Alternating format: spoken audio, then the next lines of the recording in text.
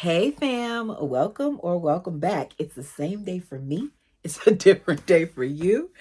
To a stolen innocence, my story of growing up in a polygamous sect, becoming a teenage bride, and breaking free of Warren Jeffs. It's by Elisa Wall. I always want to do that.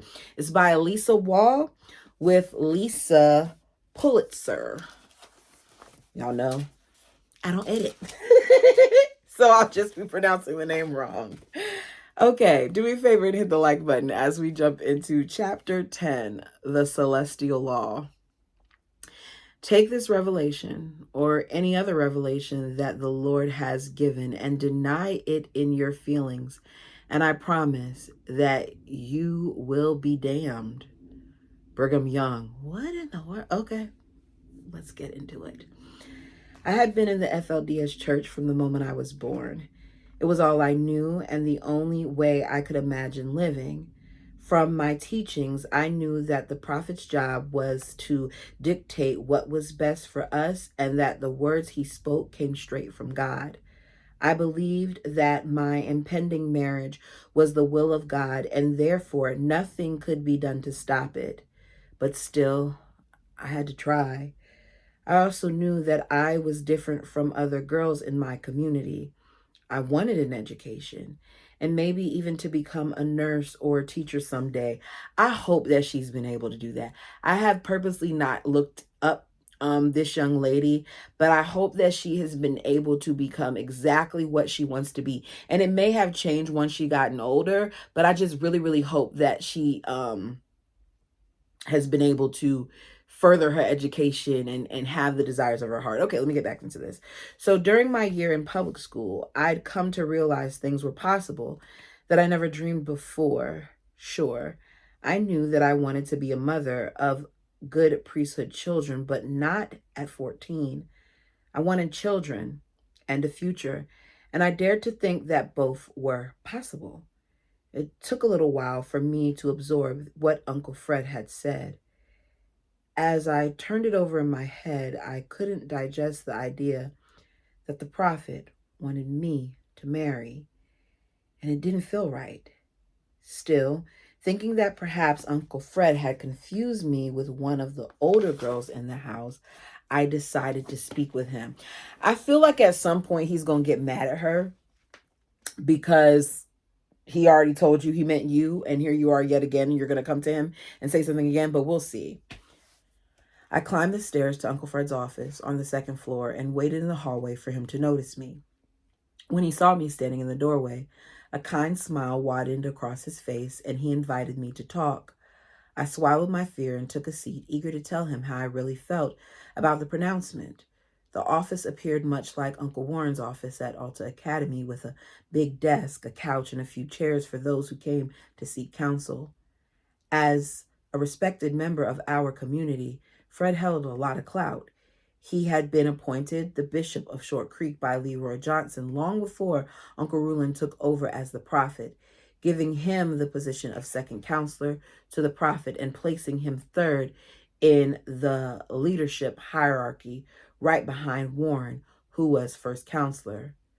Taking a seat in one of the brown leather chairs, I held my tongue until I was invited to speak.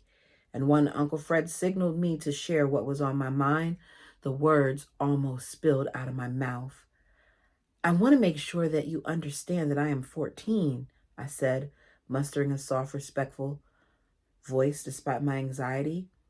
I'm worried that you might have mixed me up with someone else. Uncle Fred was well into his 70s, and sometimes he'd forget things, even people's names. No, you are going to be married, he replied with certainty. Panic swelled inside of me, and I searched my mind for what to say next. I, I don't know if it's right for me, I told him after a long pause. I, I don't feel ready. I, I, I don't feel like that is what I should be doing because I'm really young. And I think there are so many other girls in the house who would be more ready for this calling. Not deterred, Uncle Fred instructed me to go and pray about it. I was at a loss for words, and I realized that he intended for me to go forward and marry. I asked if he could at least share the identity of my future husband. Perhaps if I knew who God had chosen for me, it would set my mind at ease. That will be revealed to you at the right time, he replied. I felt physically ill as I stood to leave. The conversation was over, and there appeared to be nothing more I could say. In the days ahead, I was flooded with congratulatory words from my family and many stepsisters, who, much to my surprise, knew that I was among the 3 girls chosen for marriage. I struggled to hide my true feelings as they told me how lucky I was, and at moments it felt nice to have so much attention. Getting married is the highest honor for a girl in the FLDS church. The highest honor being getting married is wild in my mind, but this is how they're raised. It was what women live for, our dream and our mission. Even though I was only 14, it was hard not to get caught up in all the excitement. Soon, though, those feelings would pass and the anxiety returned. I discovered I wasn't the only girl who had been assigned a husband. The prophet had also chosen my stepsister, Lily, who was only a few months older than I was. So was all the young ones. She would be celebrating her 15th birthday before me. The third girl chosen was Nancy. She was a few years older than Lily and me and seemed excited at the prospect of achieving what she'd been preparing for her whole life. Because preparation is for marriage. Get married so you can get attached to a man so you can make it to the celestial kingdom. As we looked at our similar situations, Lily and I formed a bond in our attempt to come to terms with our futures. Like me, Lily had been through a difficult time. A few months earlier, she'd begun a secret friendship with an older FLDS boy who had recently moved to Hilldale from Salt Lake City. Since the prophet is the only person who can authorize romantic relationships, this friendship went against church teachings. In other words, she's getting married off because they don't agree with what she's probably been doing. And they, rather than allowing her to be with the person that she actually likes, they're going to send her to somebody else who's probably much older than her. We'll see. Well, maybe we will. Inevitably, Uncle Fred found out what was going on and forbade her from seeing the boy again. Lily was beside herself with sadness, and she tried to take her own life using Tylenol and ibuprofen. I was not expecting that. That's so sad. That's so sad that she was so distraught in having to get married to somebody other than the person that she cared about, that she was trying to unalive herself. Her attempt failed, but her marriage announcement seemed to be in reaction to her improper friendship, as though the powers above her thought that marriage would force her back into the correct FLDS mindset. At moments, it even appeared to be working, as Lily seemed to share Nancy's excitement. But my resistance never wavered, and despite everyone's words, I remained unconvinced that this was my time. In the days after Uncle Fred's announcement, I wrote down my thoughts about what was happening in a journal. Sunday, April 15th, 2001. It sure has been an amazing weekend. Many things have happened to make things feel a little upside down. Yesterday was quite a nerve-shaking day. It was about my mother came into the room, and I could feel her standing over me as I began to put my worries and questions on the paper. Lisi, you should be careful of what you write, she cautioned, interrupting my stream of consciousness. Your words are not private. Looking up at her, I expressed surprise. What do you mean? Who will be looking at my personal journal? Well, what you write about this important time will be your legacy for your children, and it should be proud things so you don't regret it later. What? Mom's words overwhelmed me. I was being told that I shouldn't express how I was really feeling about what's happening in her own journal. And she didn't make it about other people reading it. She made it about legacy and what her children would think. Oh my goodness. I was horrified that my private writings might not actually be private and that these personal reflections would be seen as disobedient and unfaithful. This new pressure to write only what I should have been feeling engulfed me. I flipped through the page of my butterfly covered spiral notebook and started over. Here's the thing that I'm thinking in my mind. She's writing in April of 2001. In April of 2001, I was in the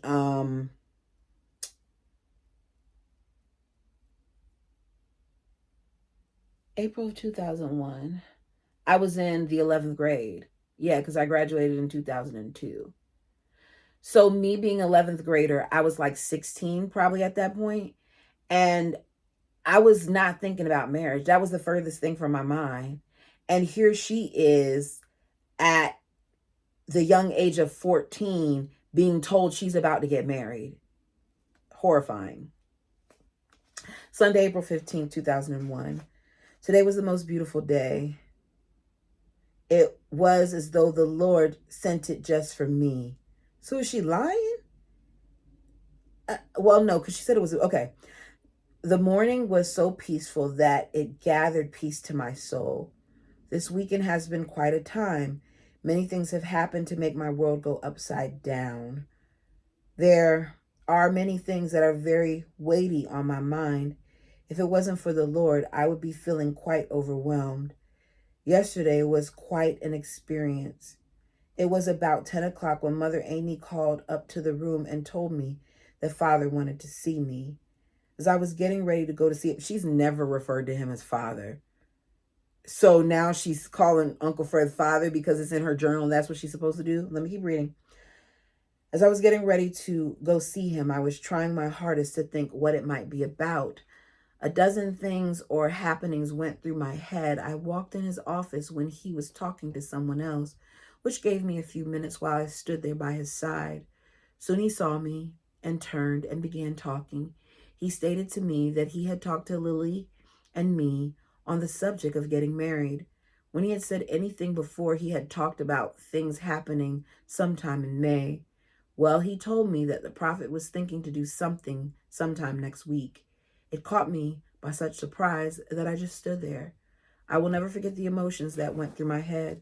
For a long time now, I have been pleading with the Lord to please prepare a place for me by a man who will love and teach me. Most of all, I pray that the Lord will give me a testimony that I will be able to know with all my heart that where I am placed is where I am supposed to be. That sounds like a fluff piece to me. One thing I never did in my journal was lie. I still have some of my own journals because I used to have to do a lot of like inner work, and I would write in my journal. My therapist would want to read some of the stuff that I wrote. And in hearing this, I feel like she's lying to herself in the journal because of her mother's warnings, which is unfortunate because you kept that around, knowing now, thinking back at it, that you probably felt completely different in that moment. But we'll see if she says anything else about it. In the days that followed, I consulted with Uncle Fred several times while I was following Mom's advice of keeping obedient, even in my writing. See, meaning she was lying in her writings. In reality, I was terrified about my future. After a couple of visits with Uncle Fred, I told him I wanted him to know that I wasn't trying to resist the will of the prophet. I just needed more time. I would be more ready if I could just have 2 more years. I can't do this, I told him during another conversation. You know, I just don't think it's right for me. I have prayed about it. I don't feel good about it. My heart and my gut just tell me that I need to grow up a little and I need to prepare myself for this kind of responsibility. Uncle Fred's tone was gentle yet firm. We had been talking about this for a few days, but finally he gave me a new response. This is the prophet's calling, and you will have to take it up with him if you feel like you're not prepared. A wave of relief swept over me. I had his blessing to contact the prophet about my situation. I walked out of Uncle Fred's office, pondering what I would say when I got Uncle Warren on the phone the following morning. That night, I barely slept, worrying about how Uncle Warren would react to my request to see the prophet. And I was lying in bed awake when the black night sky gave way to the purple lines of daybreak. I hadn't had much contact with Uncle Warren since my days at Alta Academy, and I knew I had to first speak with him before I could see his father. The thought of our conversation filled me with the same dread that I had always felt as I climbed the steps to his office at Alta Academy. That morning, Mom sat next to me as I picked up the phone to dial his office. Eventually, I was patched through to Uncle Warren, and in a shaky voice, I told him why I was calling. Trying my best to calm my nerves, I explained that I didn't feel the marriage was right for me, making it clear to him how old I was. I don't feel like it's right for me to marry at this point in time. It's just that I'm not ready for this kind of responsibility. I was frightened by the eerie silence on the other end of the phone. The lull was broken by the sound of his hypnotic voice. "Are you questioning the prophet and his revelations?" he asked. Stumbling over my words, I tried to clarify that I wasn't trying to defy the prophet. I, I, I just want to make sure he knows that I'm only 14 and how I feel. I will speak to the prophet. The prophet didn't determine any of this. This is all Warren. I will speak to the prophet, Uncle Warren assured me. I will tell the prophet that you feel that you're too young and need some time. Say your prayers. He said he would contact Uncle Fred after he had spoken with Uncle Reuben. I had to pause that for a second. Ooh, let me see. I think he said he would contact Uncle Fred after he had spoken with Uncle Reuben. Not only would I pray, I would fast in the hope that God would understand my concerns. The phone call with Uncle Warren had drained the last of my energy, but a piece of me felt better knowing that I told him my thoughts, honestly believing and trusting that the priesthood leaders would listen to me. I felt my anxiety begin to ease. Back in my room, I knelt by my bed and spoke to God as if he were my friend. "I believe you are listening to me," I said, closing my eyes and envisioning him before me, "and that you have my interest in mine. I'm begging you." Fighting back sobs, I gathered strength. "I know you are up there and you can hear me. If I have proven myself worthy, then you can change this situation for me." It's so unfortunate because, once again, and I've said this before, we have free will. So do I feel like there are moments where God intervenes? Yes. But I also feel like there are moments, and this is just my beliefs, you guys can tell me yours or you can share your thoughts. I also feel like there are moments that because we have free will, he doesn't. Now, of course, there are times where I question some of his decisions, and there are times where I wonder why the bad happens, but a lot of that is beyond my understanding. And for my peace of mind, I try not to go too deep down into that. But in situations like these, she has the choice to say no. She just doesn't feel that she has the choice to say no because she was raised in a cult that does not give her freedom of thought, which is a big deal. When I awoke, it was the middle of the day, and I was on the floor next to my bed. I've been so exhausted from not sleeping the night before my conversation with Uncle Warren that I'd fallen asleep in the middle of my private prayer session with God. But I was sure God would see that I was a good person. And hear my pleas. With that realization, my mood began to lift, and the darkness that had lingered over me for days temporarily receded. Over the next few days, both of my stepsisters were told whom they were going to marry. Lily was invited for a drive around the town with our 23-year-old stepbrother Martin, whom the prophet had revealed as her husband, even though they'd been raised as brother and sister for a few years. Do you understand how gross that is?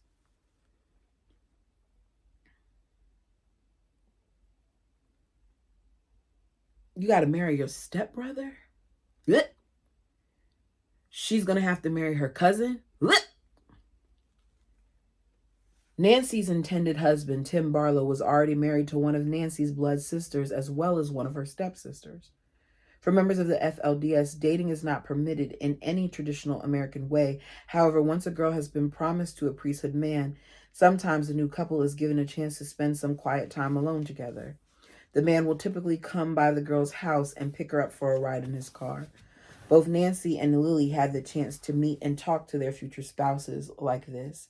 Yet for some reason, I was still in the dark about who I had to marry because they already knew that it was messed up. They already knew that it was wrong.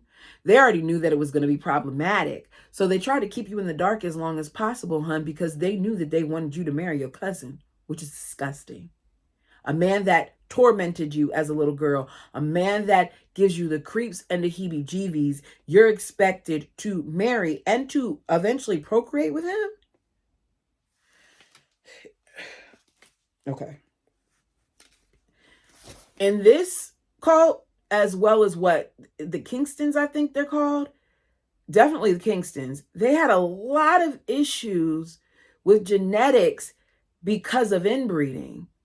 And here we are hearing about it. Well, we're not hearing about it. We're hearing about ways that that could happen when family is marrying family. Oh, my goodness. Okay. My hope turned out to be short-lived. Wait, no, I skipped something. I was left in the dark about whom I was to marry. It was troubling, but I held out hope that it meant that now was not my time after all. My hope turned out to be short-lived when a few days passed and Uncle Warren still hadn't responded. My anxiety returned, and once again, the future became uncertain. I kept replaying my conversation with Fred and Warren in my head, insisting to myself that they just didn't understand how old I was. Girl, they know, honey. Darling, they know. They know how old you are, and they don't care. They actually like that you're young, because people like Warren like young little boys and little girls himself. Disgusting to say, however, it's the truth. Finally, Uncle Fred summoned me to his office. Uncle Warren has contacted me, and the prophet wants you to go through with the marriage. He knew the whole time that he wasn't going to do this, so he gave that girl false hope and probably got off on that as well. His word hit me like a sharp slap. I could barely stay focused as he continued. This is God's calling and your mission.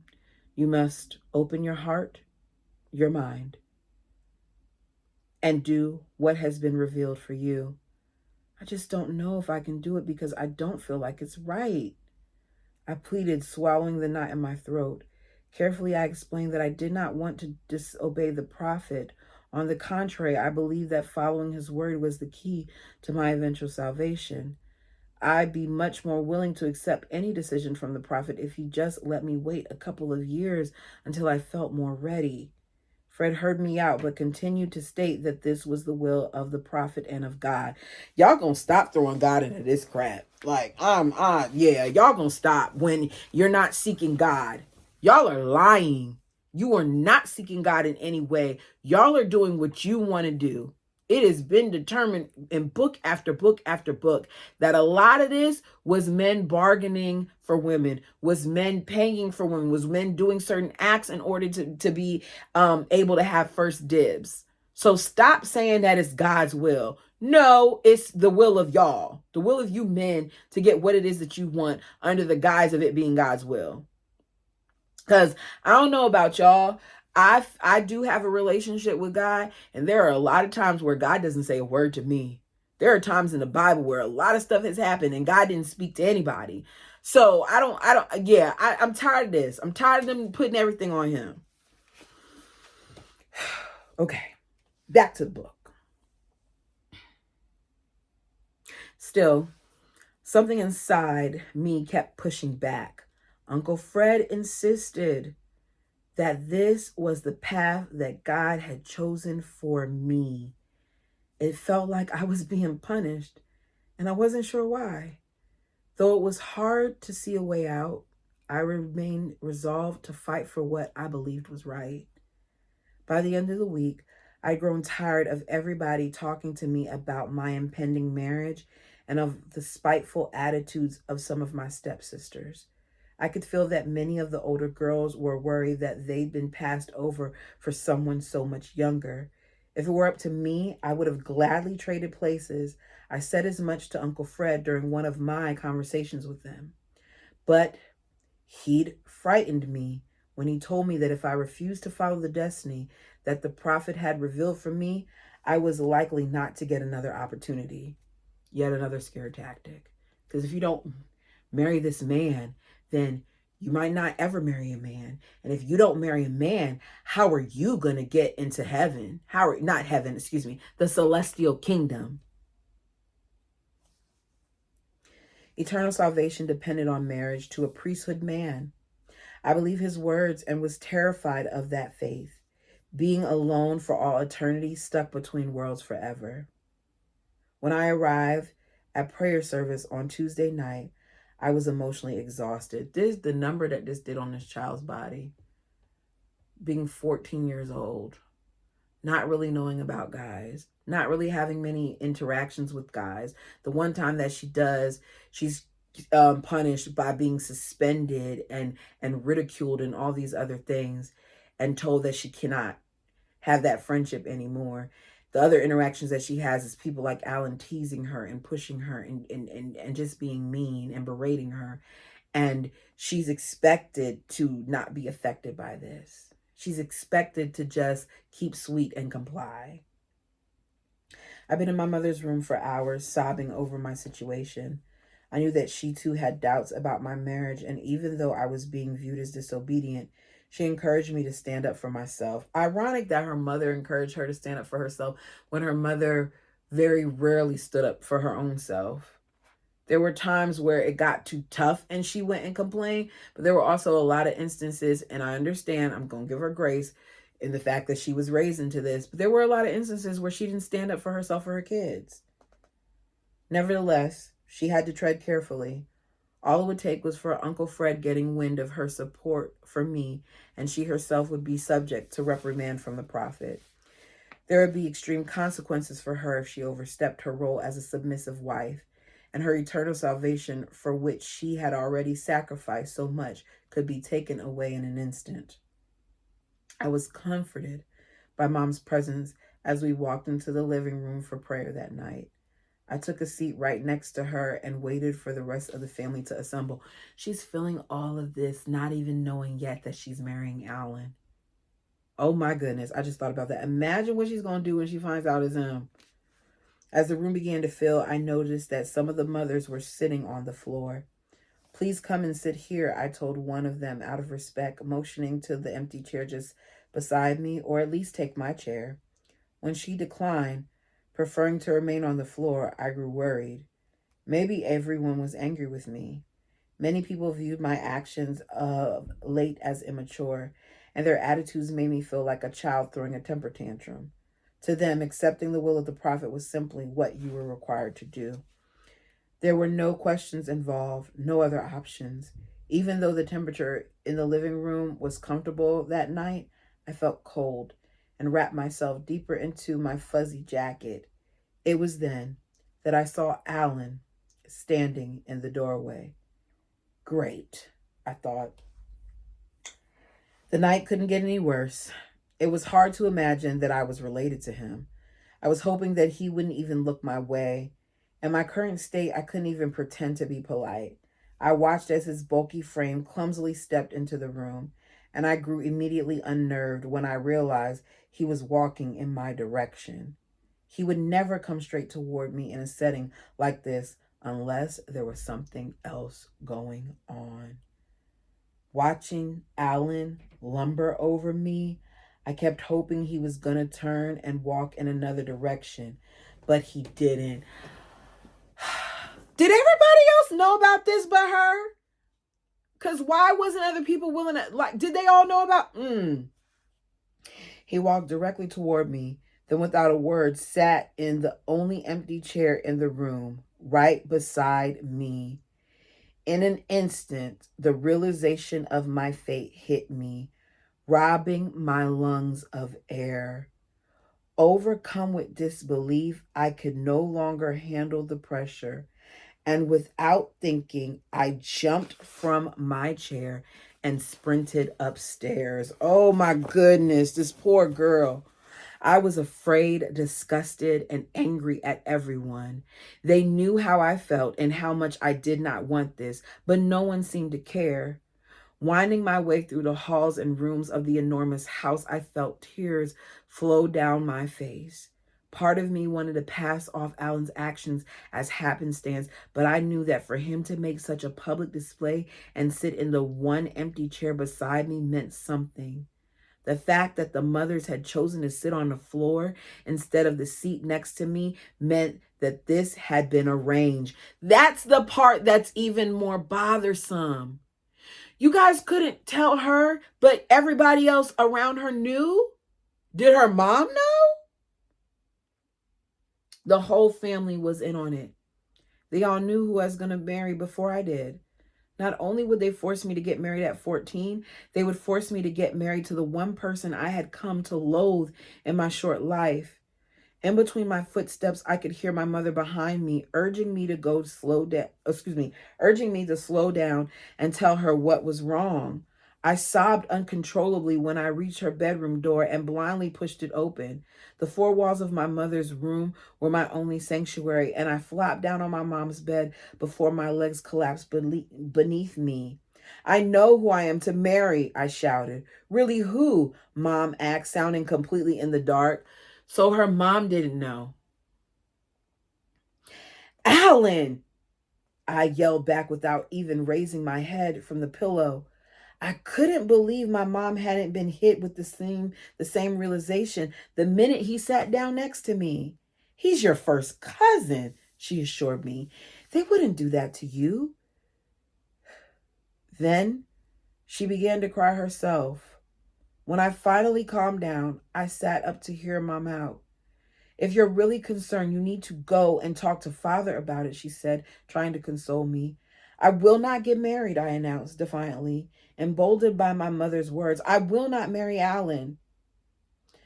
It wasn't 10 minutes before I was paged over the house intercom. Elisa, Father wants to see you. Oh, great. What now? I thought. I didn't even try to make myself presentable. I was almost beyond feeling as I made my way across the house to Uncle Fred's office. I expected that he'd be angry with me for my outburst and was a little surprised to find him seemingly unfazed. Sit down, Elisa, he instructed, motioning to the leather chair facing his desk. How are you doing? He asked casually. Father, I know who I am to marry. I know who I am going to marry, I blurted out. I watched the corners of his lips lift into the beginnings of a smile. Oh, the way that this is bothering me. I don't know why I picture Uncle Fred to look like a joker with this smile, but it's just it's so inconsiderate on so many levels, because you know that this girl is being tormented and you're smiling under the guise of this being your belief.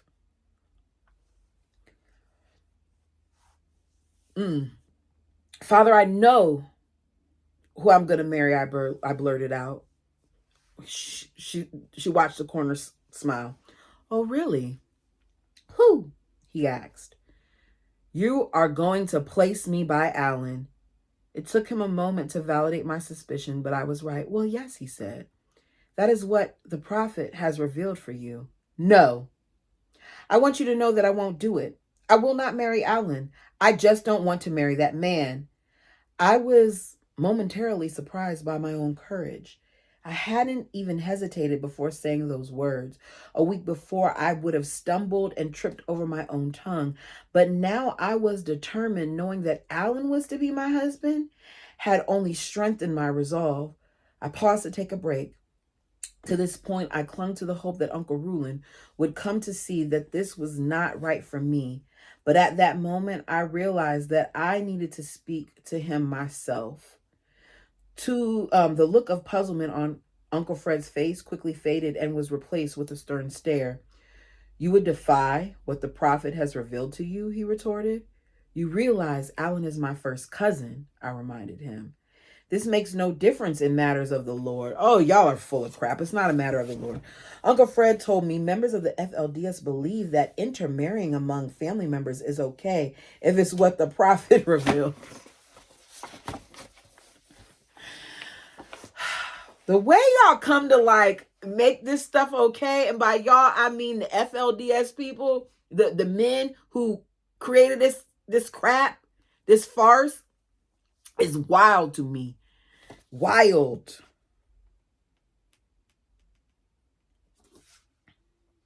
Members of the FLDS believe that intermarrying among family members is okay. I'm saying it again. As long as it's what the prophet reveals. Even concerns over birth defects are diminished with the explanation that a child who comes to earth imperfect was sent that way by God because the child was too special and would again be whole in the celestial kingdom. You want to make what? I can't even, yeah. Birth defects are never blamed on cousins marrying or incest, but rather occur because God wanted it that way. While rumors continuously circulated outside of our community that babies born with birth defects were drowned at birth, it was simply not true. Okay. These children were held with reverence because of how special God thought they were. That my marriage had been a revelation from the prophet negated any worldly concerns about interfamily marriages and their consequences. This is disgusting.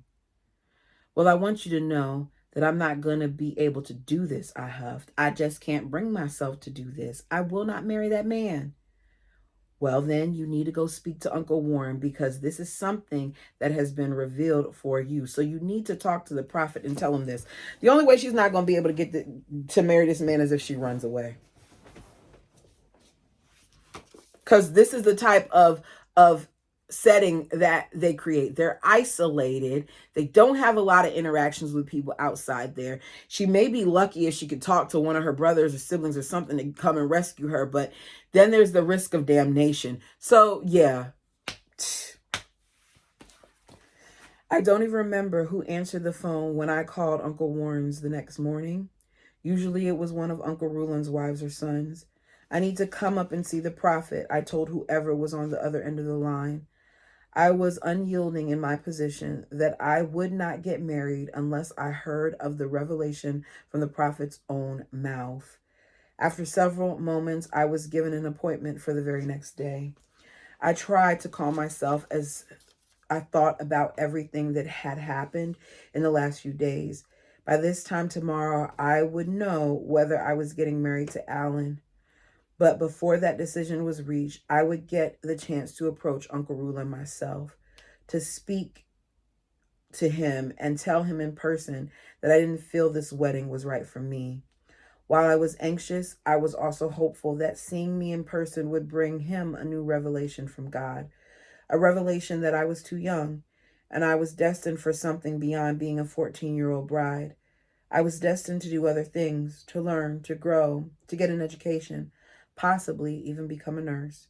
I could see this destiny for myself, but in the end, the only thing that would matter was whether the prophet could see it as well. And that's how we're ending chapter 10. Y'all, this is so like, it's so bothersome.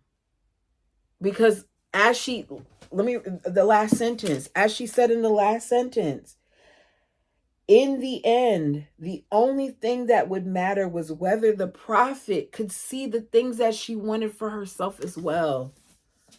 Everything is contingent upon a man, which is why so many of them struggle when they leave, because they're told what to do. They're told what to wear, how to do their hair, how to think, what to think. And she's thinking for herself and she's feeling like this isn't right. Every fiber of her being knew that it wasn't right. And yet she is still expected to go through with this because some man who doesn't even know her supposedly got a revelation on who she was supposed to marry. Sick, sick, sick. Anyways, you guys, let me know what you thought of this reading. For those of you who are who join us just for the book readings, I hope you guys have a great weekend. For those of you who watch some of the other things, see you tomorrow. Until next time, peace.